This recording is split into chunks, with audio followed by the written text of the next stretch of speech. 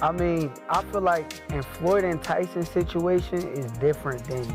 I think Jake Paul has sort of plateaued as far as where his boxing is concerned. It's rather low level.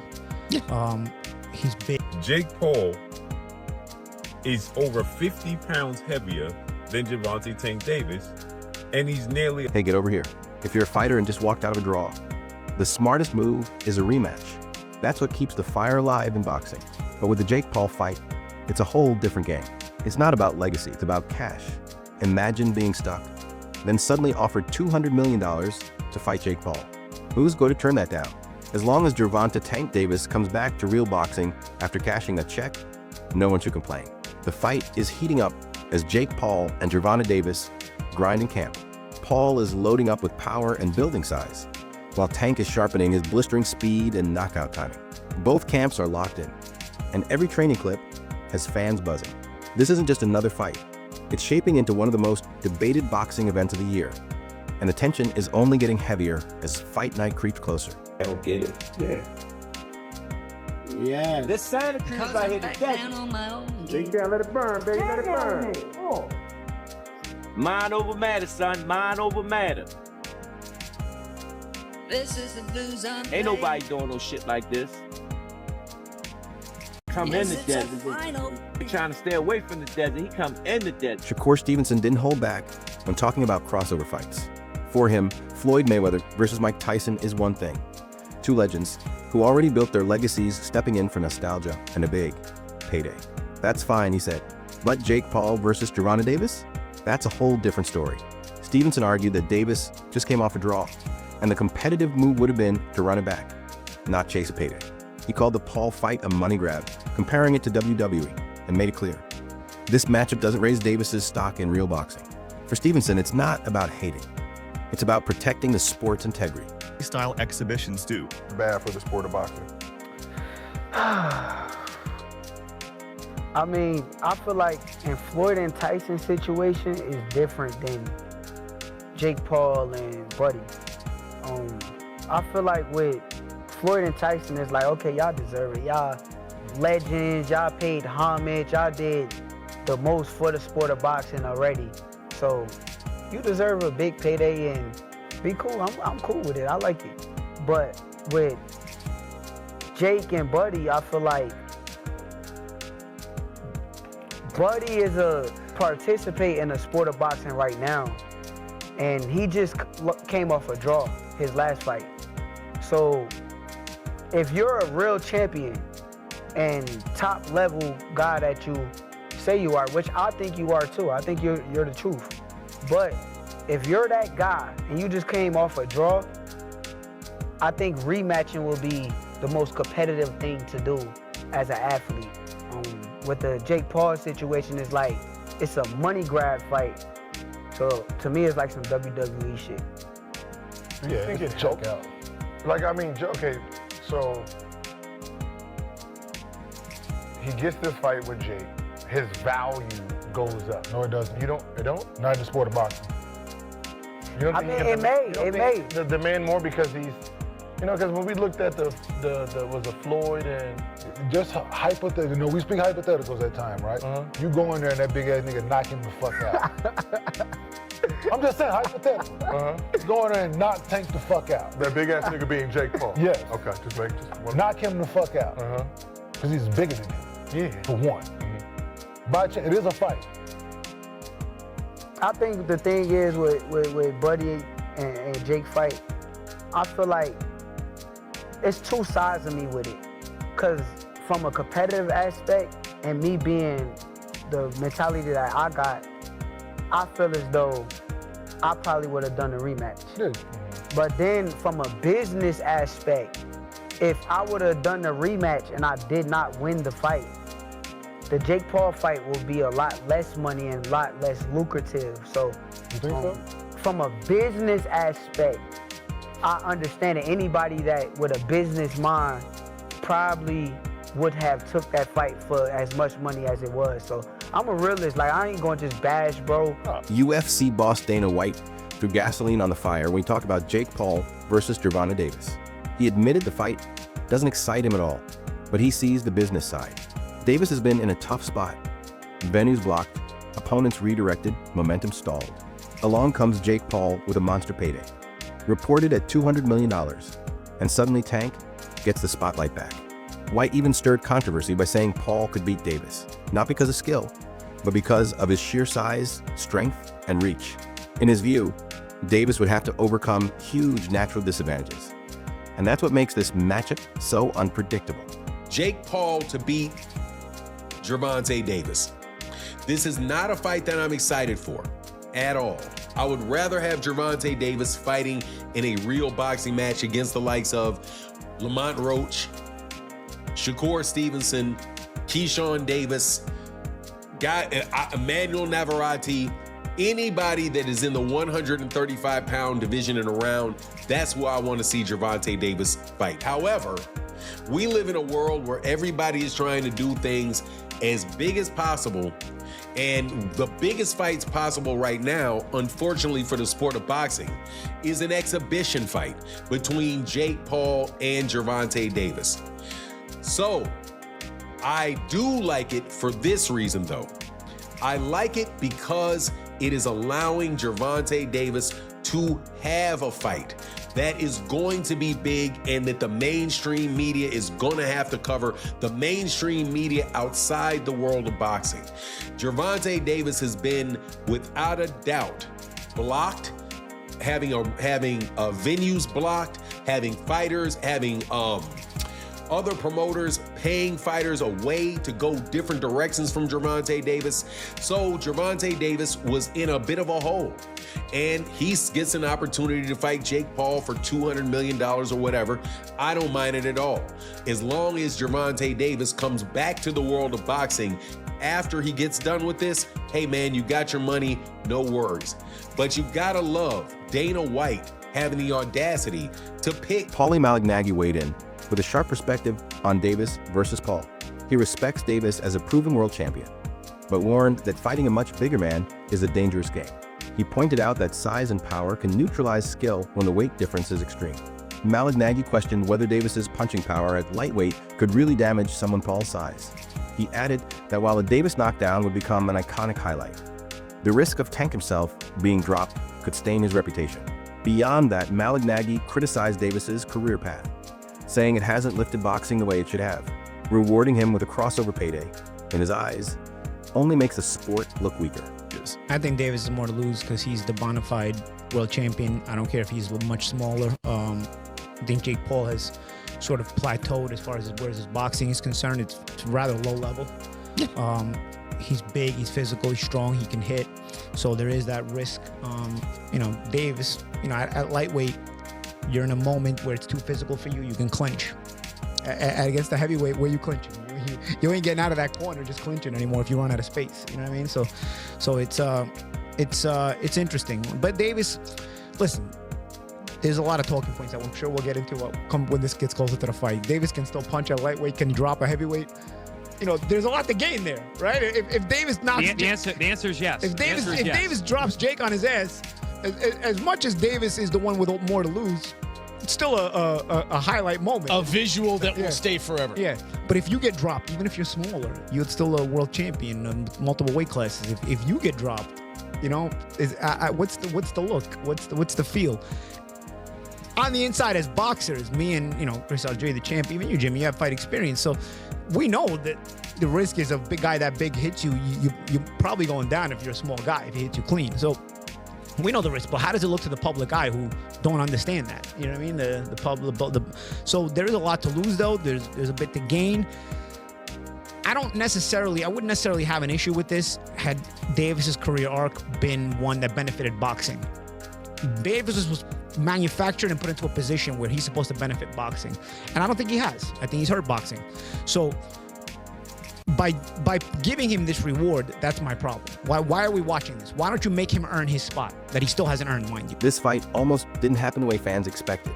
The original venue, Atlanta's State Farm Arena, backed out after the Georgia Athletic Commission refused to sanction the event. Officials blasted the promotion for advertising it as a legitimate bout when no commission wanted to touch it. With a 50-pound weight difference and Davis nearly a foot shorter, Regulators called it unsafe and labeled it a flat-out money grab. Promoters scrambled to secure a new location, determined to keep the show alive. But the venue controversy left a mark, fueling critics who say the spectacle is about entertainment, not sport. 35 pounds. Jake Paul is over 50 pounds heavier than Gervonta Tank Davis, and he's nearly a foot taller than Gervonta Tank Davis. So no sanction body wants to, and no commission wants to, should I say, I keep saying sanction body, no commission wants to sanction it. They don't want to be a part of it, as I told you guys. So they announced that the fight was going to take place November 14th in Atlanta at the State Farm Arena where the Atlanta Hawks play. And the Georgia Athletic Commission, he came out and he made a serious statement. And he let the world know that they falsely advertised this fight, okay? Because no commission won't sanction it to be a real boxing match, let alone they're not even interested in allowing it to be an exhibition. Okay? They don't even want it to be, they don't even want to be responsible for an exhibition of this magnitude, right? So he comes out and he says, the commissioner, head of the Georgia Commission, he comes out and he says, quote, I believe it's in the public's interest to know because they've been promoting something they should not have been promoting. It's the dumbest thing I ever heard. It's a money grabber, and I'm not okay with that. So they telling him it's just for the money. Carl Froch didn't hold back when giving his thoughts on Jake Paul's boxing career. The retired champion dismissed Paul as someone chasing checks, not greatness. Froch insisted Paul carefully picks opponents for money and headlines, not to test himself against the best. He even joked that he'd beat Paul with one arm, calling him useless as a boxer. Froch admitted the paydays are tempting but made it clear, if Paul ever stepped in with an elite like Canelo Alvarez, the result would be brutal, fast, and potentially dangerous for Paul's health. He'd mentioned me before, and there'll be people out there saying, oh, Carl Froch's talking about himself, he's after a payday. Listen, I'm not after a payday. I'm doing all right. There's no problems with my finances. But I'll take the fucking payday, of course I will. And I'll end Jake Paul with one punch. I'd go in there one-armed and beat this guy. He can't box.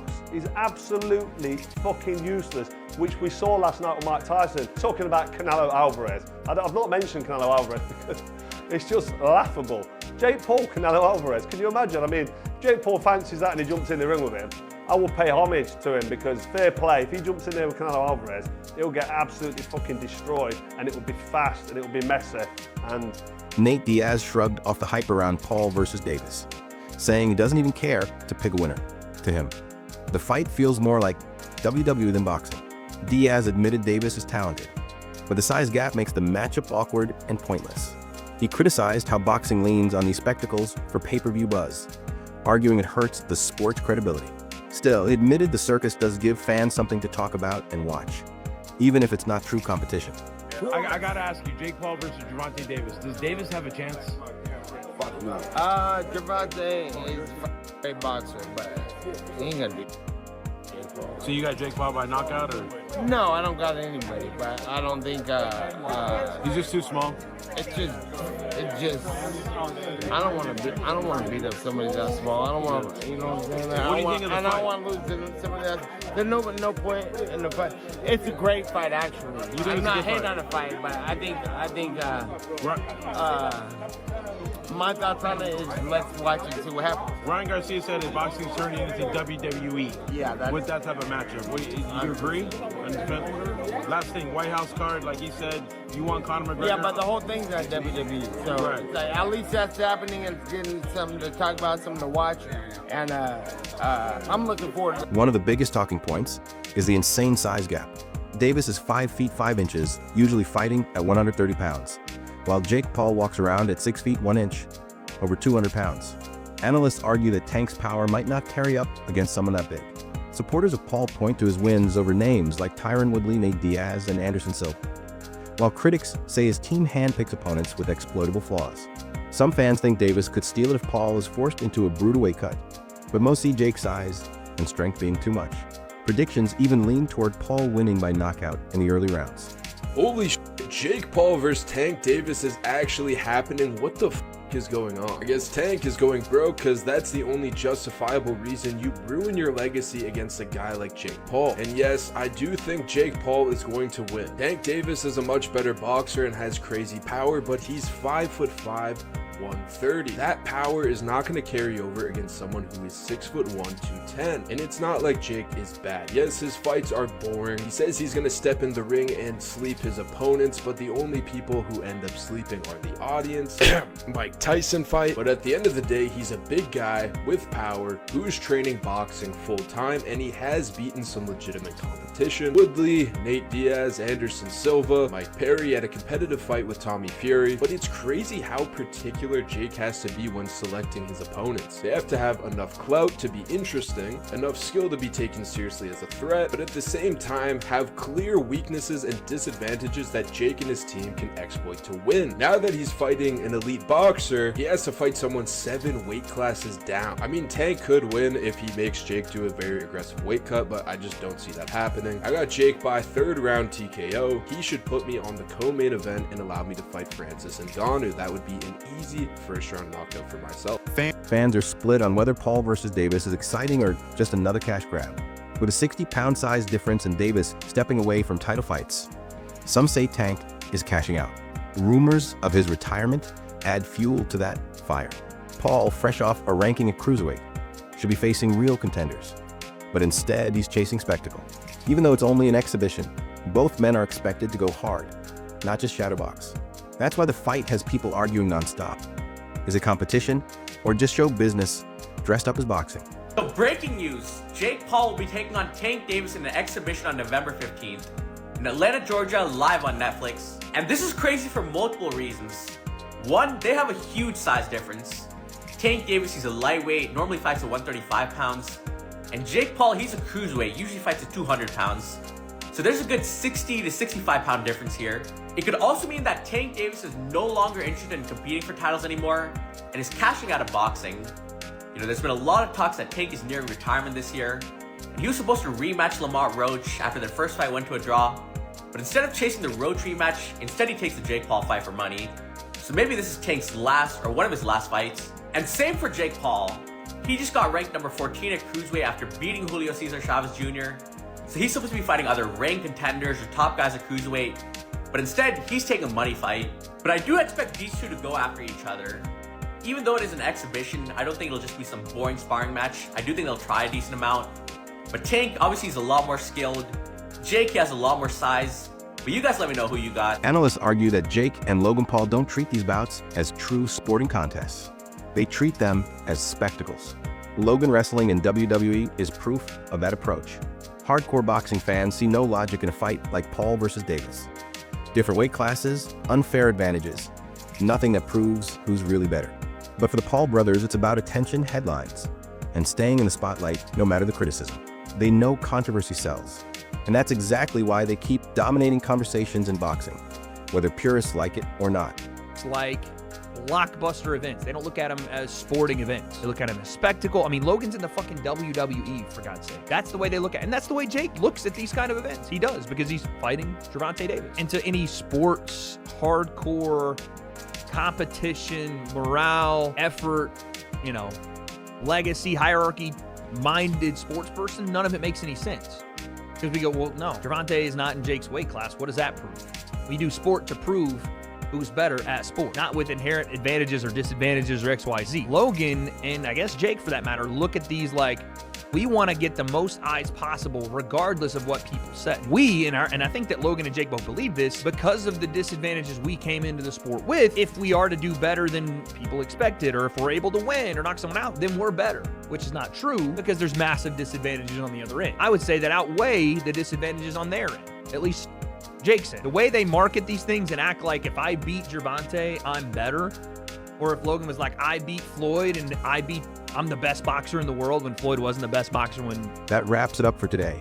This fight might not look like classic boxing, but it's got the whole world talking. Whether you see it as competition or pure entertainment, one thing's certain: the hype isn't slowing down. Stay tuned for more updates.